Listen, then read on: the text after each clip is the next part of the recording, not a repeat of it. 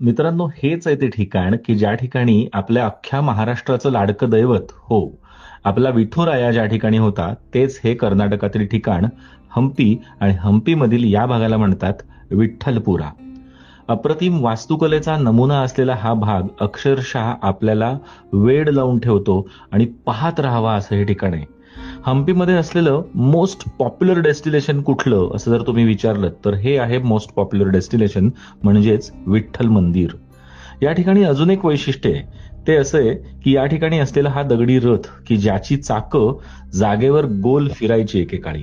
किती सुंदर वास्तुकला असेल तुम्ही कल्पना करू शकता. आज 50 रुपयाच्या नोटेवर असलेला जो दगडी रथ आहे तो याच ठिकाणचा रथ आहे आणि हाच आहे तो रथ. विठ्ठल मंदिराच्या प्रत्येक खांबांमधून सप्तसूर आजही ऐकू येतात.